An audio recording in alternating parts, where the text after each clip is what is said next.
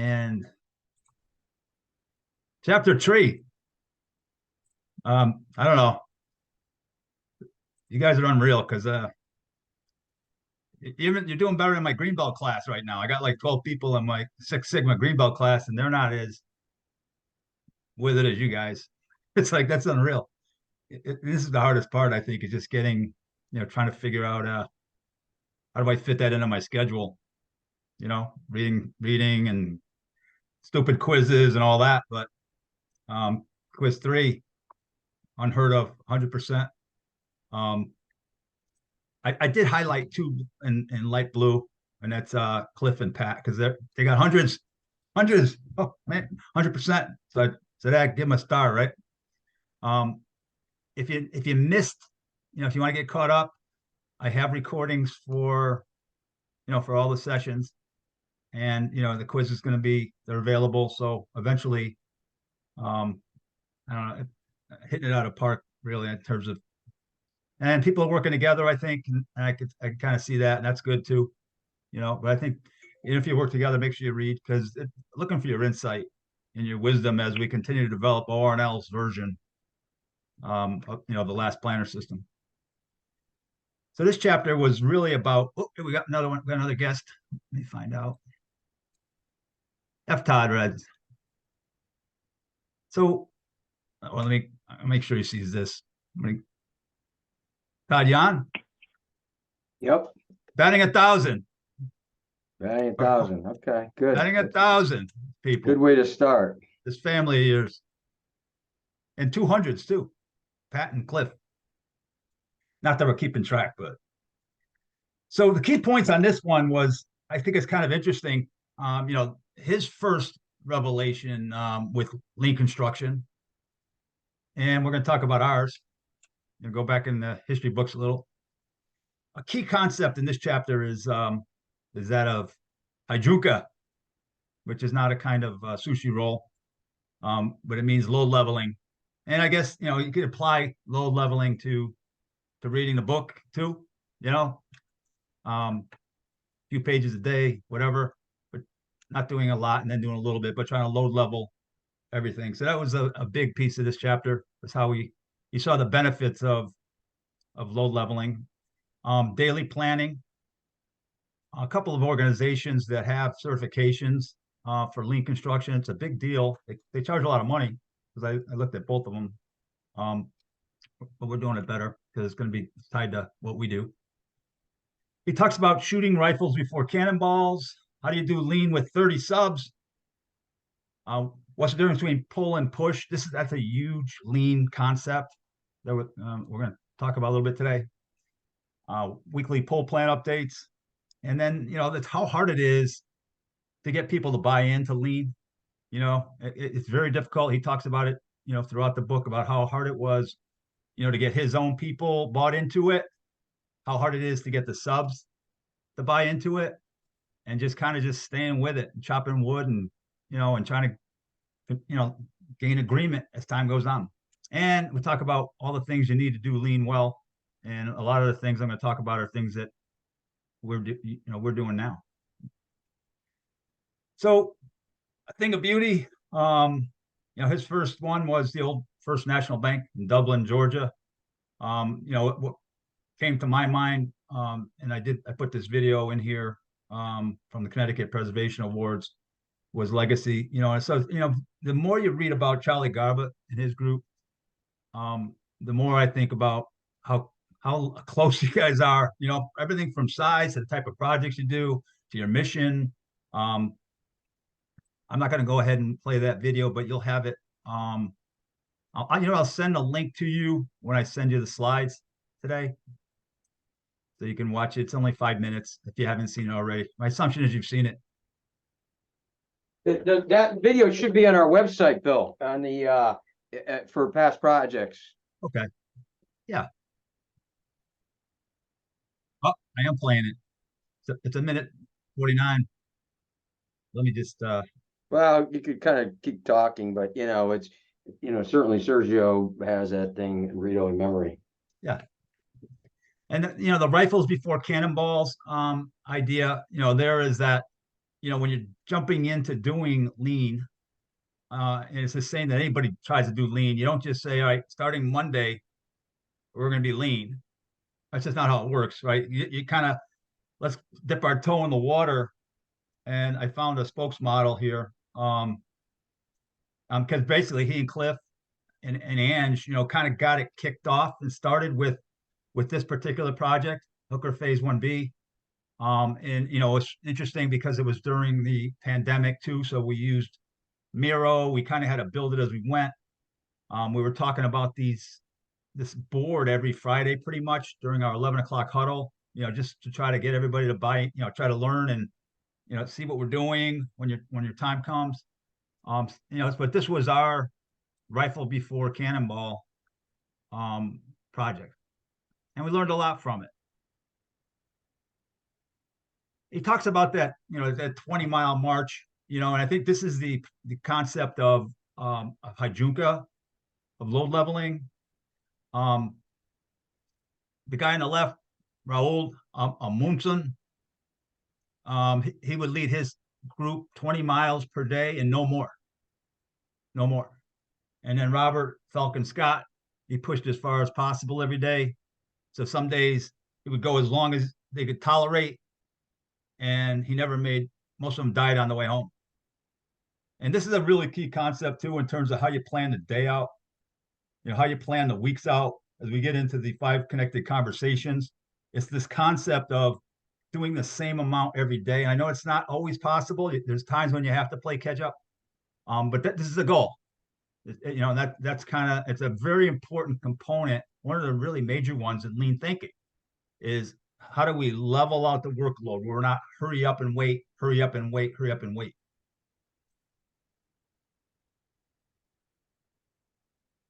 And let me think this.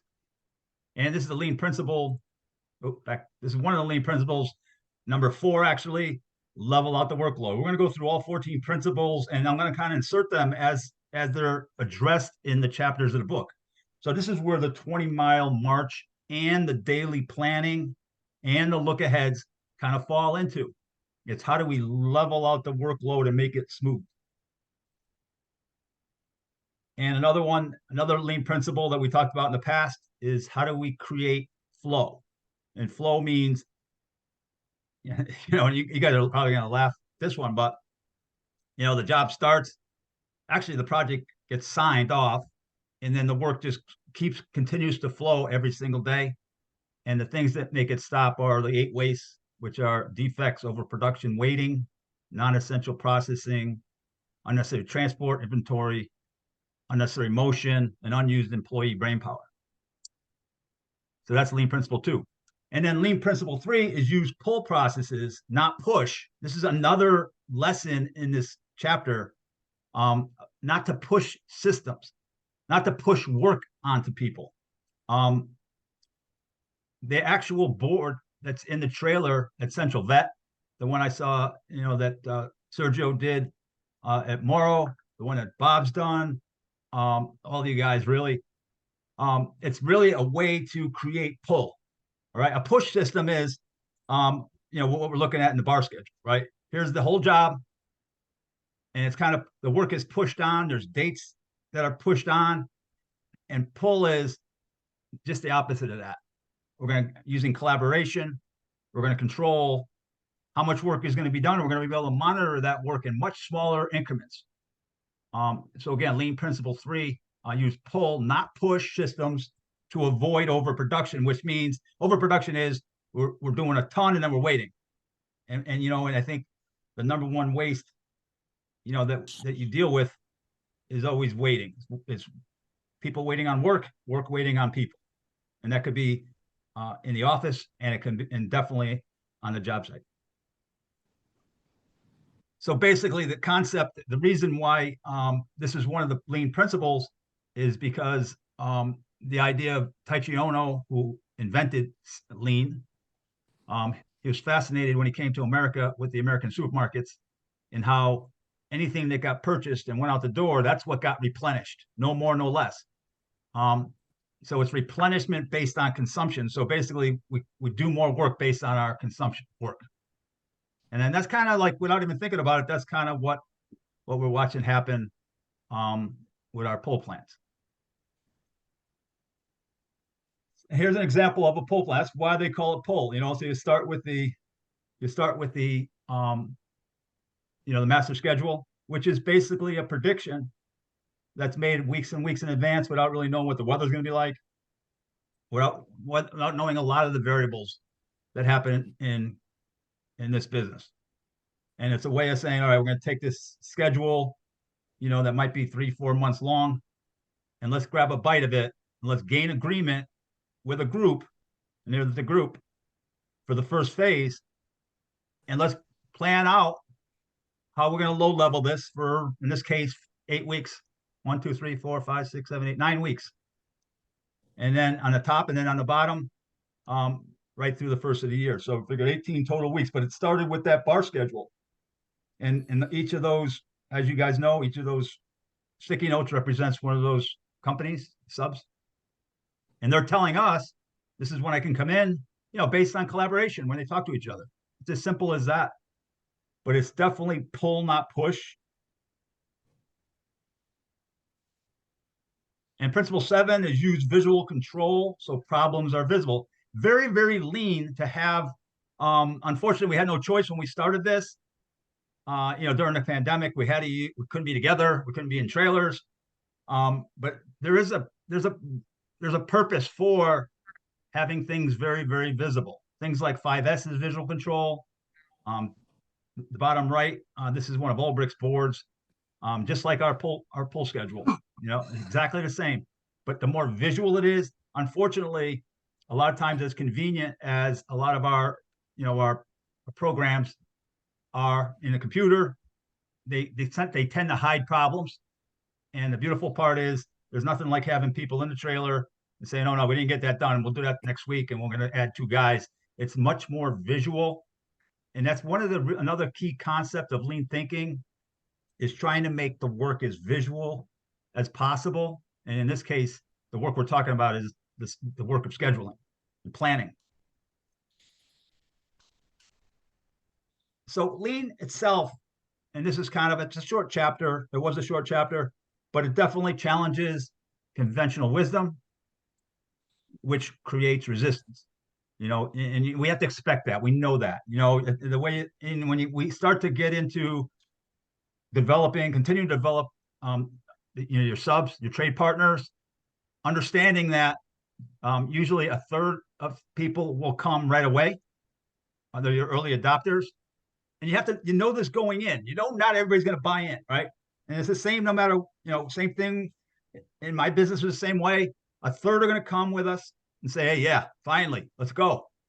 A third are going to be like, "Hell no, this is stupid. I'm not going to do it. We've been doing the same thing forever. It works fine. I don't know why we're trying to fix it." And then the third in the middle are the ones that we're working on to move forward to adopting. But that's generally how it works. And anytime you have any kind of, anytime you challenge conventional wisdom, you're going to have some resistance, and that's okay. And it's not the person's fault that they're resisting. It's like, I haven't done a good enough job yet of convincing them that it's worth trying or worth doing. Lean definitely emphasizes collaboration versus silos. And I think as we get into this, this book a little bit more, as it unfolds, silos are what kill you. Handoffs, because every time you have to hand something to someone else, it just costs you time. So as seamless as you can be and as close to a team as you can be, the less time is spent in waiting and for work and information and requests to be sitting in queues. Anytime I hand it off to somebody else, it's got to sit in a queue because they have other things to do. So part of the process is there's tools called process mapping, which I'm going to kind of introduce you to in the next couple of weeks. Where you say, all right, here's all the handoffs, and we know every single handoff is equal to minutes, hours, or days of waiting. How do we eliminate those handoffs? All right, and then of course the other part of collaboration is the 5 connected conversations. It requires careful planning, in small bites. And the key metric in lean is productivity. In other words, we could do more work with the same number of people by eliminating those 8 wastes. That's the value proposition for lean, productivity. And on also, lean is 100% learn by doing. And just as a reminder, the 5 connected conversations, this is from, all of our subs have been trained on this, as we, the ones that have been involved in our pull plans. One, it starts with the master schedule, the bar schedule. We look for milestones to pick a chunk out of it. And I think the best so far, I know I have Pat on the call, is what he did at Central Vet, in terms of just taking the whole schedule and saying, all right, we're going to only worry about between now and Thanksgiving. And, and then the subs are all bought into it. And now we're going on to the next milestone. So 1, master scheduling, 2, pull planning, which is where everybody comes together and pulls the job. 3 is the look aheads, which is a 5-week, 6-week look ahead, where we're looking at the tasks that are 6 weeks from now. And that's the job of the project manager, not the superintendent, to make sure that those hurdles, whether it be materials, whether it be whatever, might be, having the town come in, whatever it is, clearing those hurdles ahead of time. And then the commitment planning is where the subs are in the trailer on a weekly basis, giving you commitments, to here's what we planned when we did the pull plan meeting. Is this still good? Do we need to shuffle the deck again? And then 5 is as we move along. And this is what I think this is what you're doing the best, guys, is the learning piece. Is because you can't take Turner Construction's lean pull plan and make it ours. Different, totally different game. So this is what I think we are doing the best is number 5. Let me just check the chat real quick. Make sure there's no questions in there. 3 minutes to share. Yep, Todd and Kevin and Pat having trouble logging in. Is Kevin in? And Pat's in, right? Yeah. I'm here. Yeah. Hey, Pat, I just, before I turn it over to Todd, can I just go back? I want to show you, because I know you weren't on yet. A couple of things. One,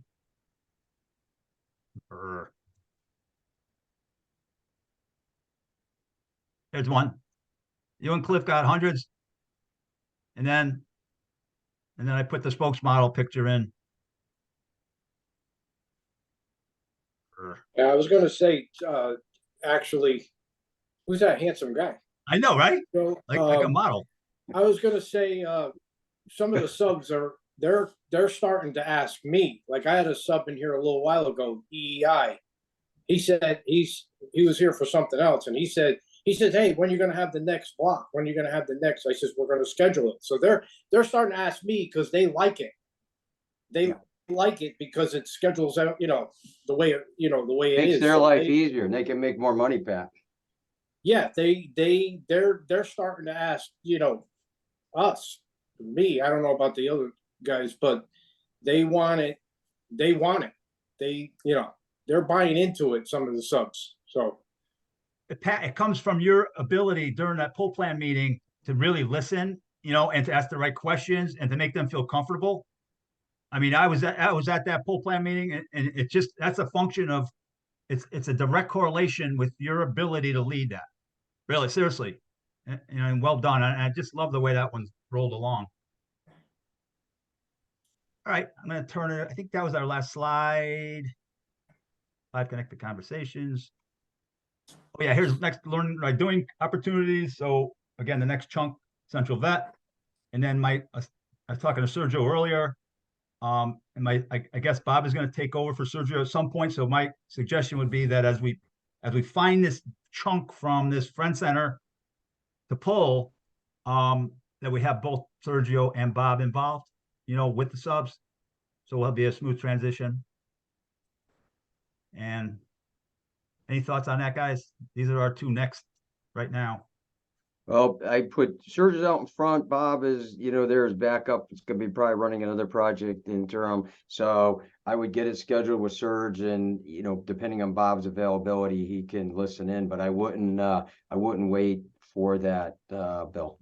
Yeah, and I'd love to have As Pat soon as too. Sergio's ready, can, collect the subs and get a poll plan meeting scheduled, I would do it.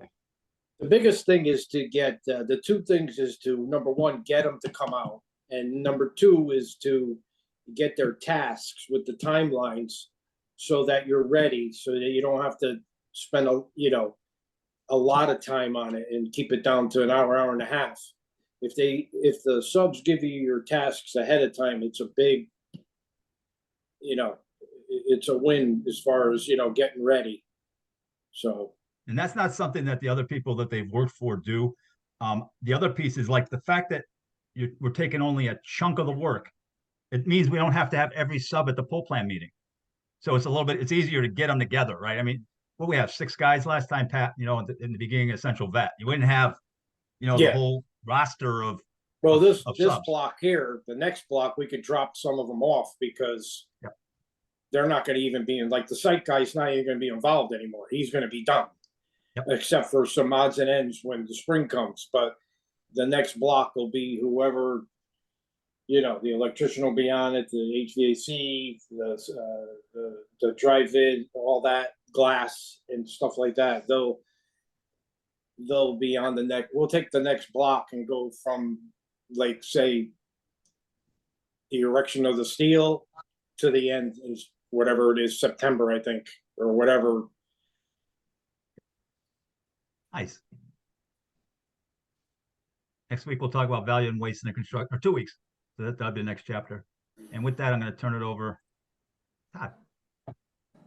Thanks, Pat. All right, I'll make it quick. I was out in Chicago at their construction industry forum the last couple of days, and so I'm going to share something. And this couldn't be sort of more of a reinforcement in our the whole lead process and leaning up a project. So hold on one second. I'm going to see. I've got to get to share. I was hitting the wrong key here. Okay, I should share screen. So, okay, so everyone should see this. I'm going to just kick this off. So, massive fire at the Sherwin-Williams paint plant or paint factory in Garland. The Garland Health Department is working to build a dam after contaminants were found in a neighboring city's water source. Crews used foam retardant to put out the fire, and it was discovered in Duck Creek, which flows into the city of Sunnyvale. Officials say the substance can kill fish, but claim there's no immediate danger to people. Okay, so stop share there. So that sets the stage. So one of our contractors in our forum, Welty, is building Sherwin-Williams headquarters in the Cleveland area.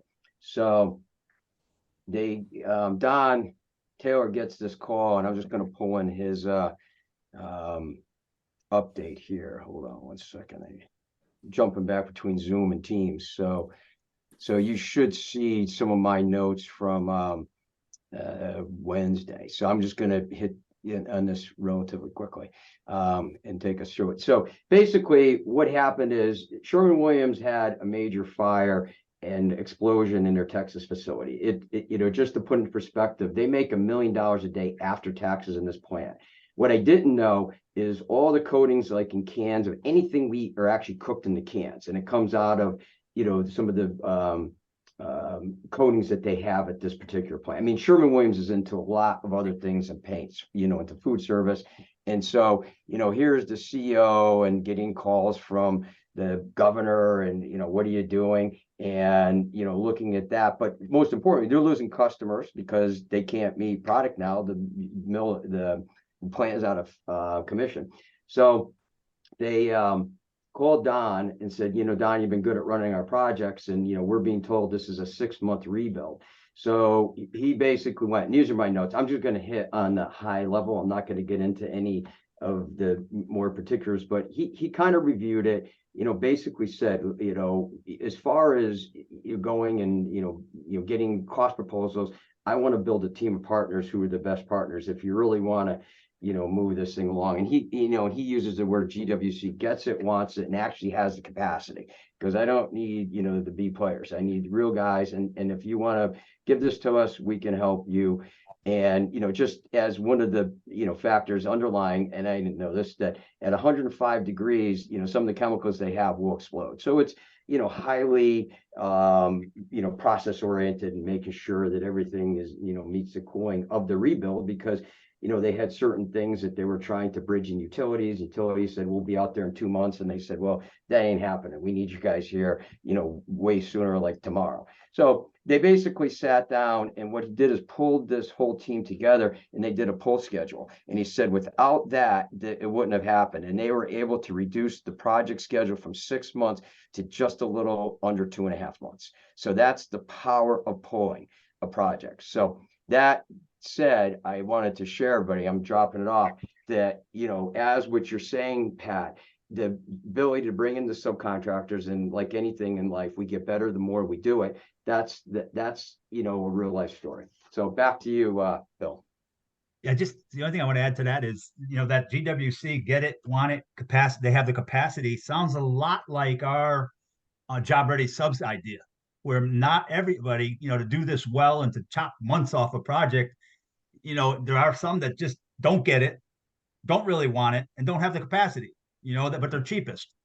So it's something to think about as we continue. You guys are doing the work of grading those guys. Like church, you do it for like a year and a half now, 2 years. And, it's not going to waste. It's getting tabulated. Periodically, I'll send you the whole list to look at to see who's on top and who's in the middle. But I think that's a perfect example of, not everybody is going to come along with you as you continue to evolve in lean. That's really good. What do you think, Sergio? What do you think? I was excited about this one. Was it good or bad? No, it's good. Good. You have to say that anyway, right? Yeah, we're all moving in the right direction. I think it's good. Well, thank you guys. I'm going to prepare chapter 4. What I do is I get it off to Todd. He takes the quiz, gives me some stuff to make it even more relevant to you guys. And then 2 weeks from today, we'll bang that out. Well done. Thanks, everybody. Proud of you. All right. Thanks a lot, All guys. right. Have a great Friday, guys. Thank you. I know. Thank you, Bill.